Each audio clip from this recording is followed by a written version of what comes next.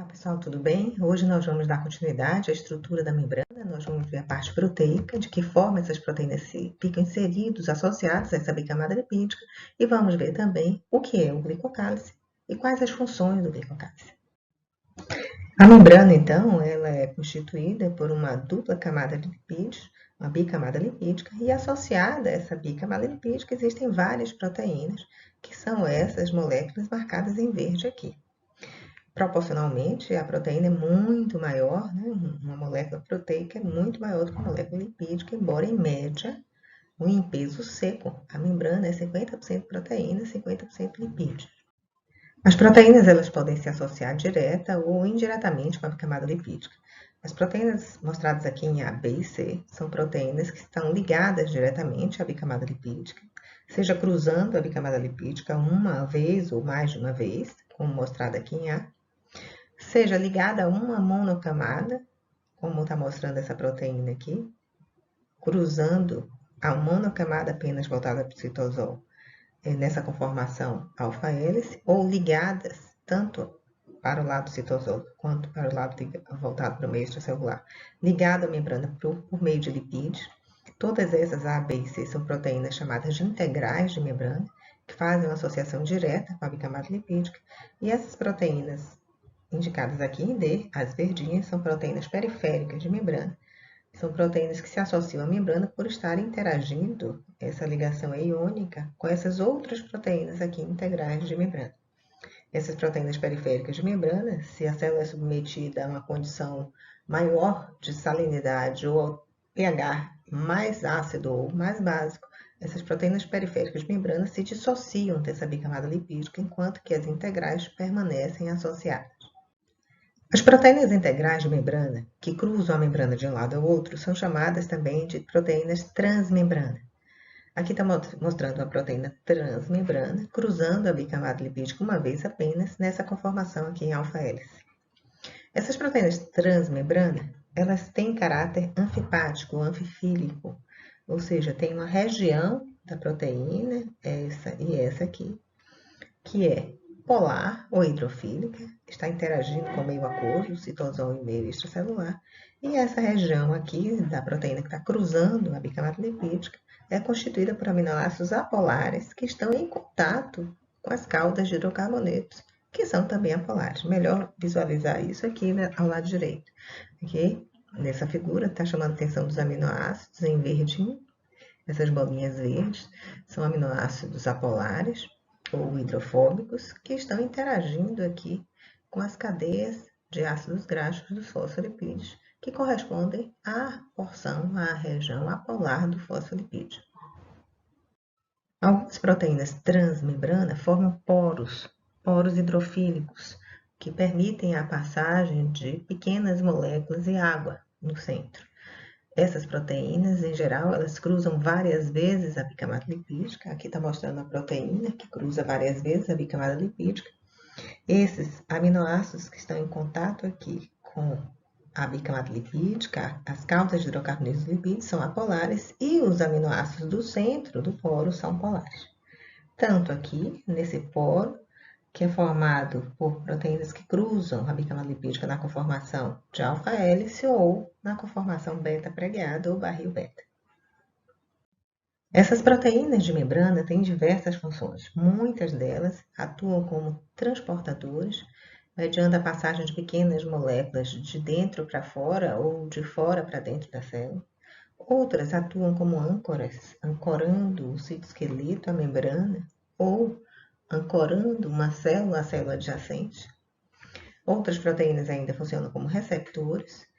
Receptores são proteínas transmembrana que têm sítio voltado para o lado externo, que reconhece e liga sinais, e esses sinais fazem com que a célula, a partir da transdução desse sinal internamente, a célula acabe por mudar o seu comportamento. E outras proteínas têm ação enzimática. Assim como os lipídios, muitas proteínas se difundem no plano da bicamada lipídica, fazem um movimento lateral. Esse experimento feito em 1970 por Frey e Edid mostra isso. Nesse experimento, eles utilizaram uma célula de camundongo marcada com um marcador fluorescente vermelho, que é a rodamina, a outra célula humana marcada com o marcador verde, a fluorescência. Fizeram a fusão dessas duas células e acompanharam ao longo do tempo o movimento dessas proteínas marcadas com esses dois fluorescentes, o vermelho e o verde. No tempo zero, o que se via no microscópio de fluorescência era uma célula com um lado verde e outro vermelho, mas ao longo do tempo, em torno de 40 minutos, observou-se que as marcações vermelhas e verdes estavam misturadas, comprovando que as proteínas também podem fazer esse movimento de difusão lateral. Entretanto, nem todas as proteínas podem fazer esse movimento de difusão lateral. Proteínas que têm funções específicas na célula têm restrição de movimento. Por exemplo, proteínas nas células epiteliais intestinais da região apical, que têm função de absorver glicose e levar a glicose para dentro da célula, elas têm o seu movimento restrito a esse domínio apical. Outras proteínas do domínio basolateral, também dependentes da sua função, não se deslocam desse domínio basolateral para o domínio apical. Essa restrição de movimento é em função de uma junção ocludente, que fica, ou também chamada de compacta, que fica aqui próxima à região apical da célula, que permite a difusão dessas proteínas só no seu domínio. Não permite essa difusão de proteínas da região apical para a base lateral e vice-versa. Proteínas que têm função de ancorar o citoesqueleto também não podem fazer essa difusão lateral, bem como proteínas que promovem a ligação de uma célula à célula adjacente. Então, esses são exemplos de restrição de mobilidade de proteínas que estão relacionados à função delas na célula. Glicocálice é uma região da membrana que é rica em glicoproteína e glicolipídio. Nessa micrografia está sendo mostrado o glicocálice aqui em preto. Aqui embaixo uma figura mostrando as proteínas, que são essas estruturas verdes grandes, com os carboidratos ligados a ela. Então, são glicoproteínas e aqui na monocamada voltada para o meio extracelular, glicolipídios.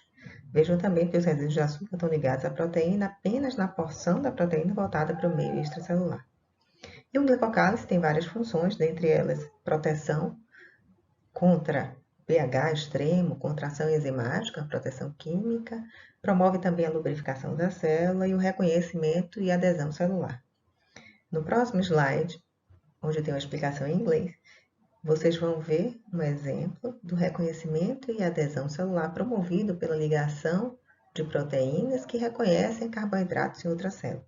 Essas proteínas que reconhecem carboidratos são chamadas de selectines e são proteínas que vão ter sua expressão aumentada nas células endoteliais. Vocês vão ver na imagem seguinte que as células endoteliais, que são as células que formam o vaso, são as células azuis, e os leucócitos que estão rolando dentro do vaso são as células verdes.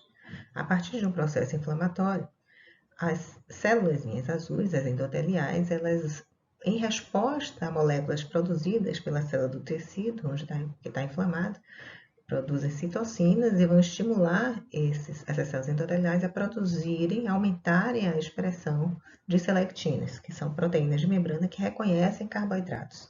E elas vão reconhecer os carboidratos na membrana dos leucócitos que estão rolando dentro do vaso. Vai haver esse reconhecimento, essa ligação, e essa ligação vai promover uma diminuição da velocidade desses leucócitos, que acabarão por parar nessa região e migrar para o sítio inflamatório, passando por diapedese entre duas células endoteliais. Leukocytes are white blood cells that help fight infection.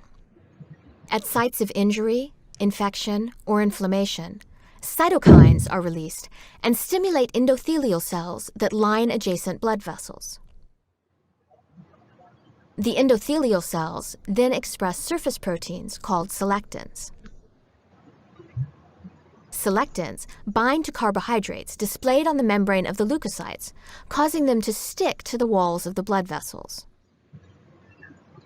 This binding interaction is of sufficiently low affinity that the leukocytes can literally roll along the vessel walls in search for points to exit the vessel.